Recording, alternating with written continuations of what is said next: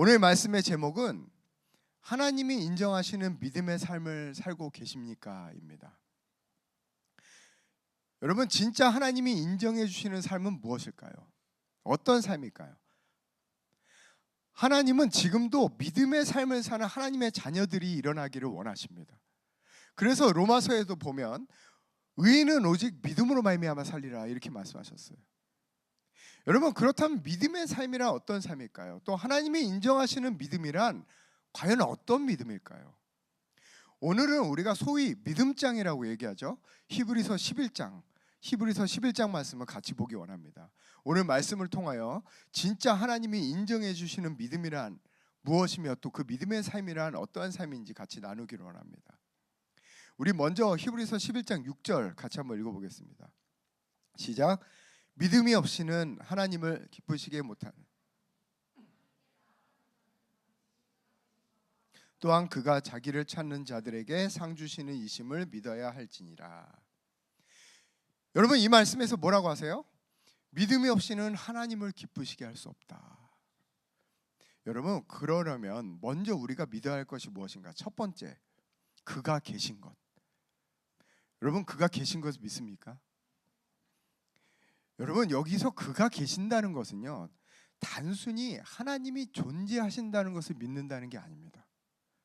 하나님 믿지, 나 신의 존재를 믿어, 나 하나님이 계신 것을 믿어, 이 믿음이 아니라는 거예요. 여기서 그가 계신다는 말은, 그것을 믿는다는 말은 그분이 지금 이 순간도 우리 안에 살아계시고 우리와 친밀함을 나누시고 우리의 삶의 주인이 되신다는 것을 믿는다는 말이에요. 이것이 바로 그가 계신다는 것을 믿는다는 말입니다. 여러분, 즉 지금도 실제하시고 살아계신 그분의 생명을 체험하며 살아가고 있는가? 바로 이것을 말씀하시는 것입니다. 여러분, 머리로 있다고 믿는 것 말고 체험적으로 그분의 생명을 체험하는 것, 그분이 함께 하시는 것을 체험하며 살아가는 것, 여러분, 이것이 진짜 믿음인 줄 믿습니다. 여러분, 그런 의미에서 교회만 왔다 갔다 하는 종교 생활은 믿음이 아닙니다. 자, 두 번째, 하나님을 기쁘시게 하는 믿음이란 무엇인가? 첫 번째는 그가 계신 것이라고 말씀했어요. 두 번째는 뭡니까? 두 번째, 자기를 찾는 자들에게 상 주시는 이심을 믿어야 할지니라. 여러분, 하나님이 여러분에게 상 주시는 이심을 믿으십니까? 믿으십니까? 여러분, 이 중에 상 싫어하는 사람 있습니까? 여러분, 상 받으면 언제나 기분이 좋죠. 그런데 여기서 말하는 상의 헬라어 원뜻을 보면 합당한 결과, 합당한 보상이라는 뜻이 있습니다. 즉, 여기서 말하는 상은 하나님 보시기에 합당한 것이지 우리가 생각하는 최상의 결과가 아니라는 것입니다. 여러분, 진짜 믿음이란 무엇일까요? 진짜 믿음. 진짜 믿음이란 나보다 나를 더 잘 아시는 주님께서 나에게 가장 합당한 것을 주신다는 것을 믿는 것이 진짜 믿음이에요. 여러분, 설사 그 결과가 내가 생각하는 것과 다르다 할지라도 오직 하나님만을 신뢰하는 것, 그분의 선하심을 믿는 것, 그분의 인도하심을 신뢰하는 것이 진짜 믿음이라는 거예요. 여러분, 우리는 우리가 원하는 때에 우리가 원하는 대로 이루어지지 않으면 실망합니다. 하나님에 대해서 실망하고 또 나 자신에 대해서 실망해요. 그래서 스스로 자책하기도 하죠. 내가 더 기도했어야 되는데, 내가 더 온전하게 살았어야 되는데, 내가 더 말씀을 읽었어야 되는데, 내가 죄짓지 말았어야 했는데. 여러분, 그러나 항상 내가 기대하고 원하는 것이 하나님이 주시는 상이 아님을 알아야 합니다. 여러분, 우리가 기대하는 그 결과와 상관없이 하나님이 가장 좋은 것을 주신다는 것을 믿고 신뢰하는 것이 그것이 바로 믿음이에요. 여러분, 그것을 우리가 어떻게 알 수 있는가? 오늘 본문 히브리서 11장을 보면 알 수 있습니다. 히브리서 11장은 믿음의 장으로서 우리가 본받아야 할 수많은 믿음의 선진들이 나오고 있어요. 아벨, 노아, 아브라함, 사라, 이삭, 야곱, 요셉, 모세, 라합, 정말 하나님 앞에서 믿음으로 살았던 수많은 믿음의 선조들. 여러분, 그럼 정말 이 믿음의 선조들은 자신이 믿고 그린 대로 그 모든 것이 이 땅에서 이루어졌을까요? 그렇지 않다는 거예요. 그럼에도 불구하고 왜 이 사람들은 믿음의 사람이라고 칭찬받았는가? 우리가 이것을 알기 위해서는 진짜 믿음이 무엇인지 알아야 합니다. 우리 먼저 히브리서 11장 1절을 같이 한번 읽어보겠습니다. 시작. 믿음은 바라는 것들의 실상이요 보이지 않는 것들의 증거니.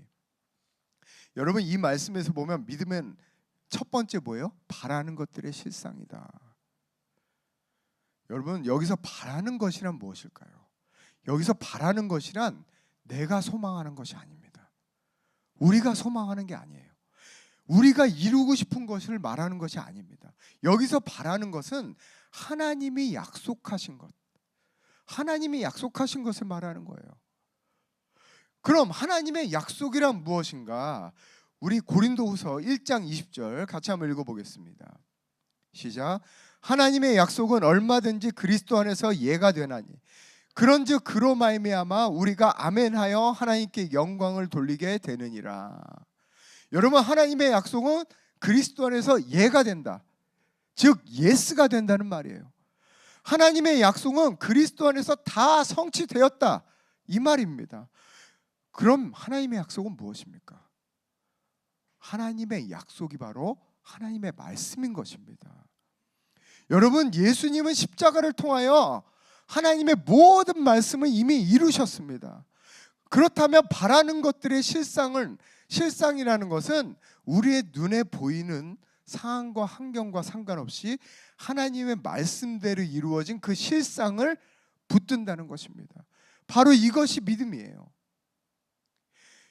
여러분에겐 진짜 믿음이 있습니까? 그렇다면 여러분의 믿음은 어떠한 믿음입니까? 우리가 진짜 믿음으로 사는 하나님의 자녀라면 말씀대로 이루어진 그 실상이 우리의 현실에 영향을 주는 그 믿음이 있어야 하는 거예요. 그런데 우리는 대부분 어떻게 사는가? 우리의 현재 상황과 환경이 우리의 실상에 영향을 주고 있어요. 여러분, 생각해 보십시오. 우리가 하는 실상이라는 게 뭐예요? 맨날 현실에서 일어나는 것에 대한 뒷북을 치는 게 우리의 실상 아닙니까? 현실에서 무슨 일이 일어나면 그 일에 따른 걱정, 염려, 근심에 사로잡히게 되고 그 부정적인 감정에 따른 상상, 거기에 따른 실상을 하는 적이 얼마나 많습니까? 나는 안 돼, 난 망했어, 혹시 이거 큰 병 아닐까? 쟤네들이 날 싫어할 거야, 왜 나한테만 이런 일이 일어날까? 여러분, 부정적인 현실을 당하는 것도 억울한데 그 현실로부터 또 다른 부정적인 실상을 신고 있는 거예요. 그리고 그 결과에 따른 부정적인 열매를 또 맺는 겁니다. 여러분, 이 악순환의 고리를 끊으려면 우리가 먼저 어떠한 상황과 환경에 있든지 거기에 얽매이지 않고 그리스도 안에 거해야 하는 것입니다. 이게 첫 번째예요. 먼저 그리스도 안에 거해야 하는 거예요. 여러분, 우리의 문제가 어디에 있습니까? 여러분, 생각해 보세요. 우리 문제가 어디 있어요? 결국 우리 생각 속에 있는 거예요. 생각 속에. 모든 문제는 우리의 생각 속에 있는 거예요. 그 환경과 상황에 따른 내 생각이 문제잖아요. 그런데 문제는 뭔가? 우리는 그 생각 속에 있는 문제를 해결하려고 또 생각해요. 무슨 말인지 아시겠어요? 그 생각 속에 있는 문제를 해결하려고 그 생각을 놓지 못하는 거예요. 내가 생각을 놓으면 이 문제가 해결 안 될 것 같아. 그 생각이 내가 아니면 되는 건데, 그 생각이라는 전원을 끄면 되는 건데 그걸 못하는 거예요. 그거를. 여러분, 이것을 뭐라고 하는가? 성경에서는 죽기를 무서워함으로, 즉 생각하는 것을 포기하는 것이 무서워서 일평생 매여 종로를 탄다고 말하는 것입니다. 여러분, 우리의 상황과 환경에 상관없이 먼저 그리스도 안에 들어감으로 의와 평강과 희락을 경험할 수 있어야 돼요. 이게 첫 번째입니다. 무엇보다 우선이에요. 그리고 그 상태에서 하나님의 말씀대로 이루어진 실상을 심어야 하는 것입니다. 이 일이 일어나야 우리가 생각하는 그 부정적인 실상을 심는 악순환의 고리에서 그 고리를 끊을 수 있는 겁니다. 자, 믿음은 바라는 것들의 실상이요, 즉 하나님 말씀대로 이루어진 실제를 붙드는 것이요, 그 다음에 믿음은 뭡니까? 보이지 않는 것들의 증거다, 이렇게 말하고 있어요. 여러분, 여기서 증거란 헬라어로 엘렌코스라고 합니다. 엘렌코스. 이것은 내적 확신, 내적 증명이라는 뜻입니다. 즉 참 믿음이란 무엇일까요? 보이지 않는 것이 실제로 존재하는 것으로 확신하게 되는 내적 증거다. 쉽게 말하면 보이는 현실, 보이는 문제보다 하나님의 말씀에 따른 그 보이지 않는 실상이 더 현실처럼 느껴져야 된다는 거예요. 더 리얼처럼 느껴져야 된다는 거예요. 바로 이것이 믿음이라는 겁니다. 여러분, 우리가 믿음으로 기도할 때 어디까지 가야 하는가? 여기까지 가야 되는 거예요. 여기까지. 여러분의 문제, 여러분의 처지, 여러분의 현실보다 하나님의 말씀에 따른 실상이 더 리얼하게 느껴진다면 그 기도는 이미 끝난 겁니다. 여러분, 그래서 우리가 잘 아는 말씀, 빌립보서 4장 6절 7절에 어떻게 말씀하십니까? 아무것도 염려하지 말고 다만 모든 일에 기도와 간구로 너희 구할 것을 감사함으로 하나님께 아뢰라. 여러분, 왜 감사함으로 아뢰입니까? 내 현실보다 말씀대로 이루어진 실상이 더 리얼하게 느껴지니까 감사함으로 알 수 있는 거예요.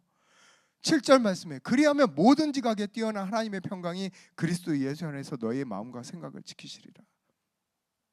여러분, 진짜 믿으면 그 믿음에 따른 감정이 반드시 동반됩니다. 즉 자신의 현실과 상관없이 이미 이루어진 것에 따른 하나님의 평강이 우리의 마음과 생각을 지킨다면 그 기도는 이미 끝난 거예요. 이미 응답된 것입니다. 그 시점으로. 그래서 기도는 열심히 간절히 하나님 앞에 떼쓰는 게 아닙니다. 기도는 첫 번째, 자신의 상황과 문제를 초월하여 그리스도 안에 거해야 돼요. 이게 첫 번째입니다. 이것이 가장 중요합니다. 그래서 기도하면 저는 항상 이걸 느껴요. 제가 기도하다 보면 이 시간이 제일 오래 걸려요. 이 시간이. 내 상황과 문제에 벗어나 그리스도 안에 거하는 시간, 그리스도의 영, 하나님의 영에 통치함 받는 시간, 이것 때문에 방언 기도도 하고 임재호흡 기도도 하고 그런 거 아니겠습니까? 그 다음 두 번째, 우리가 그리스도 안에 거하게 된다면 그 뒤로는 중언부언할 필요가 없는 겁니다. 이미 하나님께서 주시는 대로 선포하면 선포하는 대로 믿어지는 거예요. 그것을 심고 기도하면 그걸로 끝나는 겁니다. 감사함으로 하나님께 아뢰면 되는 거예요. 그때 하나님의 평강이 우리의 마음과 생각을 지키게 되고 그 기도는 응답되게 되는 것입니다. 그때부터는 우리의 소망을 이루는 것이 아니에요. 하나님의 뜻을 이루는 일이 되는 것입니다. 여러분의 기도가 여기까지 나아가길 예수 그리스도의 이름으로 축원합니다. 우리 계속해서 히브리서 11장 2절을 같이 보겠습니다. 선진들이 이로써 증거를 얻었느니라. 여러분, 이게 무슨 의미일까요? 믿음의 선진들이 어떤 증거를 얻었다는 말일까요? 여러분, 앞서 말씀드린 것처럼 히브리서 11장 1절에는 히브리서 11장에는 소위 우리가 말하는 믿음장입니다. 참 믿음이 무엇인지에 대해서 나오고 또 그 믿음으로 살았던 선진들이 많이 나오고 있습니다. 즉 이 믿음의 선진들이 어떠한 믿음을 가지고 살아갔는가가 오늘날 우리에게 주는 메시지예요. 가장 중요한 포인트가 될 것입니다. 2절에 이렇게 말씀하세요. 선진들이 이로써 증거를 얻었느니라. 여기서 나오는 증거는 앞서 1절에서 나오는 보이지 않는 것들의 증거 할 때 그 증거와 다릅니다.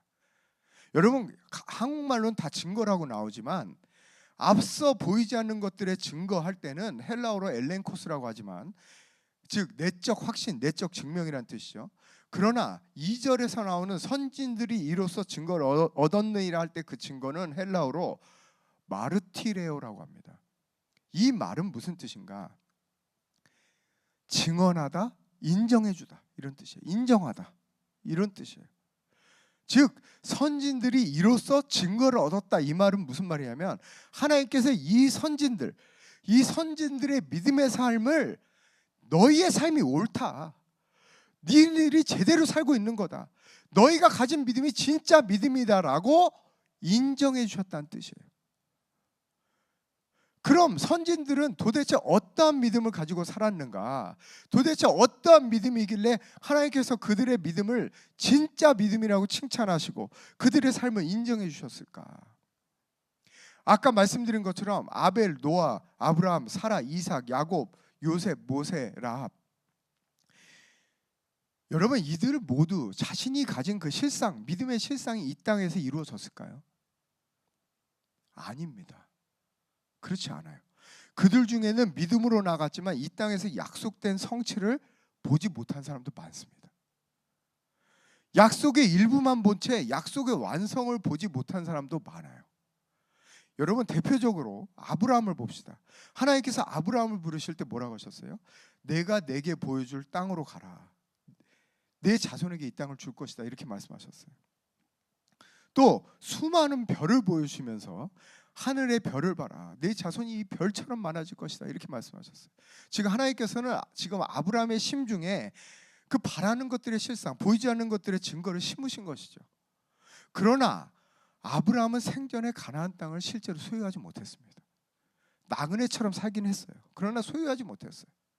또 이삭은 태어났지만 하늘의 별 같은 큰 민족을 이루지 못했습니다.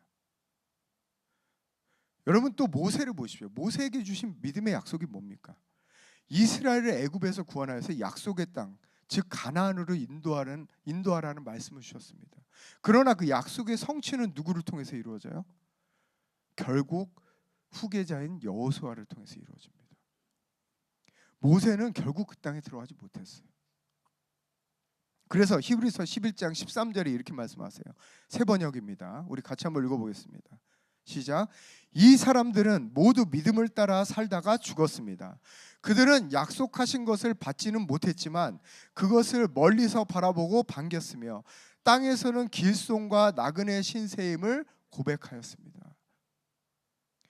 여러분 심지어 히브리서 11장 뒷부분에는 무명의 믿음의 선진들이 나오고 있습니다. 그리고 그들에 대해서 이렇게 말씀하십니다. 36절부터 38절까지 같이 한번 읽어보겠습니다. 시작.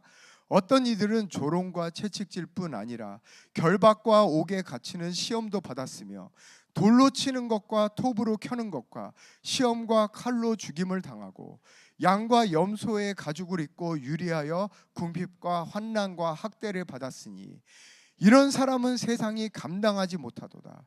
그들이 광야와 산과 동굴과 토굴에 유리하였느니라. 여러분 이 사람들이 이 땅에서 지금 사는 이 땅에서 약속의 성취를 경험했다고 볼 수 있을까요? 그렇지 않습니다. 그렇지 않아요. 그래서 바로 그 다음 절 39절에도 이렇게 말씀하세요.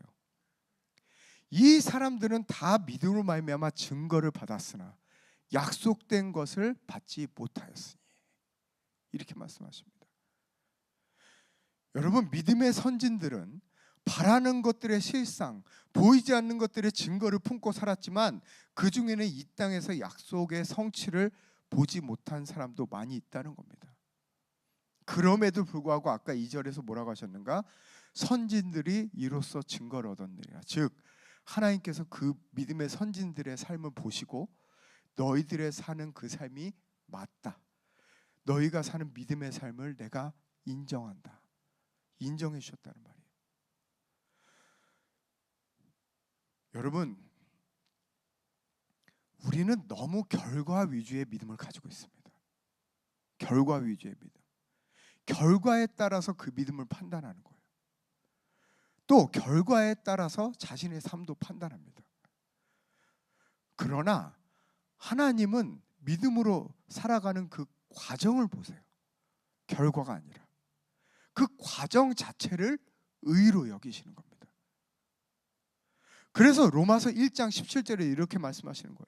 복음에는 하나님의 의가 나타나서 믿음으로 믿음에 이르게 하나니 기록된 바 오직 의인은 믿음으로 말미암아 살리라 함과 같으니라. 여러분 의인이 누구입니까? 하나님과 하나 된 자죠. 하나님의 마음과 일치된 자. 하나님이 인정하시는 삶을 사는 자. 그런데 그 의인은 무엇으로 삽니까? 오직 믿음으로 삽니다. 즉 바라는 것들의 실상이요 보이지 않는 것들의 증거를 가지고 살아가는 그 삶의 과정 자체가 하나님이 인정하시는 삶이요, 하나님과 동행하는 삶이요, 또 히브리서 11장에 나오는 수많은 사람들, 믿음의 선진들과 같이 하나님께서 기억하는 삶인 줄 믿습니다. 여러분, 믿음은 먼저 우리 안에서 보이지 않는 실제를 붙잡는 증거, 즉 엘렌코스로 살아가는 것이고, 바로 그 삶의 과정, 그 삶의 과정이 하나님이 인정하시는 증거, 마르티레오, 바로 이 삶을 우리가 살아가야 하는 것입니다. 여러분, 믿음은 결과가 아니라 과정이고, 그 과정 자체를 하나님이 기뻐하시는 거예요. 그 과정 자체를 하나님이 의롭게 여기시는 거예요. 그래서 16절에도 이렇게 말씀하십니다. 이제는 더 나은 본향, 곧 하늘에 있는 본향을 사모하니, 그러므로 하나님이 그들의 하나님이라 일컬음을 받기를 부끄러워하지 아니하시고 그들을 위하여 한 성을 예비하셨느니라. 여러분, 우리는 이 땅에서 나그네의 삶을 살아가고 있는 것입니다.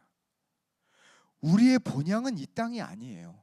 이 땅에서 하나님의 이 말씀을 이용하여 잘되고 성공하기 위해서 사는 것이 아니라는 것입니다. 그럼에도 불구하고 우리는 이 땅에서 바라는 것들의 실상이요, 보이지 않는 것들의 증거인 그 믿음을 가지고 살아가야 하는 거예요. 바로 그 삶을 살아갈 때 하나님께서는 그 과정 자체를 의로 여기시고 우리의 하나님이라 일컬음을 받기를 부끄러워하지 않는다, 이렇게 말씀하시는 겁니다. 여러분, 어떤 사람들은 믿음의 결과만을 중요하는 사람들이 있어요. 과정을 중요하게 여기지 않고. 그러나 또 어떤 사람들은 아예 말씀에 대한 실상, 보이지 않는 것들의 증거를 가지지 않고 살아갑니다. 그 이유는 첫 번째, 혹시 이루어지지 않으면 어떡하지라는 결과 중심의 믿음 때문이에요. 두 번째, 혹시 그 실상이 하나님이 주신 것이 아니라 내가 원하는 것이었으면 어떡하지? 그런 걱정 때문에 아예 하나님 주신 실상조차도 품지 않는 사람들이 많습니다. 여러분, 소위 신앙 좋다는 사람, 교회에서 맨날 사는 청년들, 그 청년들의 특징이 뭡니까? 기도 중입니다. 기도 중입니다. 여러분, 얼핏 들으면 얼마나 거룩해 보입니까? 기도 중입니다. 너 앞으로 뭐 할 거야? 기도 중입니다. 너 꿈이 뭐야? 기도 중입니다. 얼핏 들으면 굉장히 신앙 좋고 하나님과 가까운 것처럼 들릴 수 있습니다. 또 실제로 기도 중일 수도 있는 겁니다. 그러나 계속 기도 중인 건 문제 있는 거예요. 계속 기도 중인 것. 그것은 실패할 것에 대한 두려움, 조금이라도 잘못된 길로 가고 싶지 않은 그 욕심 때문에 생기는 현상이에요. 여러분, 그러나 잠언 16장 9절 우리 같이 한번 읽어볼까요? 시작. 사람이 마음으로 자기의 길을 계획할지라도 그의 걸음을 인도하시는 이는 여호와이시니라.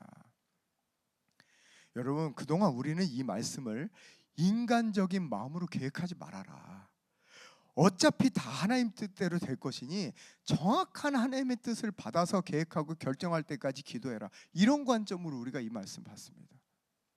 그러나 정말 이 말씀의 핵심, 사람이 마음으로 자기의 길을 계획할지라도, 무슨 말이에요? 일단 그리스도 안에서 기도하면서 계획과 결정은 사람이 해야 된다는 말이에요. 사람이 해야 된다는 말입니다. 그때 하나님께서 그 가운데 역사하신다는 말입니다. 여러분, 우리는 그동안 하나님께서 하나님 제가 무엇을 할까 결정해 주세요, 제가 계획하기 무섭습니다, 두렵습니다, 하나님의 답을 알려주시고 답만 알려주시면 나는 거기에 향해서 달려갈 준비가 되어 있습니다. 이 마음으로 하나님을 의지하고 싶어하고 그 마음이 선한 동기처럼 보이지만 잠언 말씀의 참 의미는 하나님은 계획을 대신 세워주시는 분이 아니라 계획하는 자를 인도하시는 분이라는 말씀인 것입니다. 여러분, 그래서 잠언 16장 9절을 보면 인간의 계획과 하나님의 인도, 즉 하나님께서 그 방향을 바로잡아 주시는 것이 합쳐질 때 완전해진다, 이것을 말씀하시는 것입니다. 여러분, 아까도 말씀드렸지만 우리는 왜 결정도 하나님이 해주시길 바랄까요? 그 이유는 다음과 같습니다. 첫 번째, 실수할까 봐 두려워서. 두 번째, 실패하면 하나님의 뜻을 놓칠 것 같은 죄책감이 들어서. 세 번째, 선택의 책임이 나한테 있기 때문에. 그 책임이 너무 무거울 것 같아서. 네 번째, 확신 없이 움직이는 게 시간 낭비할 것 같고 두려울 것 같아서. 불안해서. 결국 자기가 손해보고 싶지 않고 시간 낭비하고 싶지 않은 그 마음에서 시작된 거예요. 그러나 그럼에도 불구하고 믿음은 성령 안에서 기도하면서 말씀에 따른 실상, 보이지 않는 것들의 증거를 가지고 앞으로 나아가는 겁니다. 여러분, 거기에 하나 더, 내가 그리스도 안에 있을 때 하나님께서 나의 실수 속에서도 인도하신다는 그 믿음, 그 신뢰 위에서 나가는 겁니다. 즉 믿음은 완벽한 결정에서 나오는 것이 아니라 하나님의 인도하심을 믿고 첫걸음을 띄는 게 바로 믿음이에요. 그것을 시작하는 게 믿음인 것입니다. 여러분, 그래서 때로 하나님은 응답을 명확하게 주시지 않는 것처럼 보일 때가 있습니다. 그 이유는 우리가 멈춰 있기를 원해서가 아니라 우리가 믿음으로 걸어가면서 성장하기를 원하시기 때문이에요. 말씀드린 대로 믿음은 과정이지 결과가 아닙니다. 만약 우리가 우리의 길을 완벽하게 알아야지만 움직인다면 우리는 일을 시작할 때만 하나님 필요할 거예요. 그렇지 않겠어요? 일을 시작할 때만 하나님 필요하지 그 과정 가운데서는 하나님이 필요 없는 삶을 살아가게 될 것입니다. 이것은 로봇의 삶이에요. 로봇의 삶. 하나님은 이것을 위해서 우리에게 자유의지를 주신 것이 아닙니다. 그래서 하나님은 종종 이렇게 말씀하십니다. 계획해라. 내가 너의 계획 가운데 인도하고 바라보잡는 것을 네가 경험하게 될 것이다. 다시 정리하면 우리가 흔히 기대하는 방식은 하나님이 계획을 세워주시고 응답을 먼저 받고 움직이는 것이고 실수하지 않는 삶을 살기 원하는 것이고 불안을 피하기 원하는 것입니다. 그러나 하나님이 원하시는 것은 내가 성령 안에서 기도하고 실상을 선포하며 나갈 때 하나님께서 그 삶을 인도하는 것을 경험하는 것입니다. 이 차이를 아시길 축원합니다. 즉 움직이면서 하나님의 인도하심을 경험하라는 거예요. 실수 속에서도 합하여 선을 이루시는 하나님을 신뢰하며 나아가라는 것입니다. 그래서 로마서 8장 28절 우리 같이 한번 읽어보겠습니다. 시작. 하나님을 사랑하는 자들에게는 모든 것이 합력하여 선을 이루느니라. 여러분, 두려워하지 마십시오. 담대하게 나가십시오. 이 말씀을 신뢰하며 말씀의 실상, 보이지 않는 것들의 증거를 가지고 나아가는 여러분 되시길 예수 그리스도의 이름으로 축원합니다. 오늘 말씀 맺겠습니다. 사랑하는 해분이 교회 여러분, 하나님은 우리가 믿음으로 살기를 원하십니다. 우리의 현실보다 말씀대로 이루어진 실제가 더 리얼해지는 삶, 그것이 믿음의 삶입니다. 비록 약속의 전부를 지금 눈으로 보지 못한다 할지라도 하나님은 그 믿음의 걸음을 기뻐하십니다. 왜냐하면 믿음은 결과를 얻는 기술이 아니라 하나님과 동행하는 과정이기 때문입니다. 그 과정 자체를 하나님은 의로 여기시는 거예요. 두려워 멈춰있지 마시고 말씀의 실상과 보이지 않는 증거를 가지고 오늘도 한 걸음 나가시는 여러분이 되시길 축원합니다. 그 길에서 여러분을 인도하시고 또 합하여 선을 이루시는 하나님을 경험하게 될 것입니다. 우리 이 시간에 다 같이 일어나서 찬양하며 나가시겠습니다.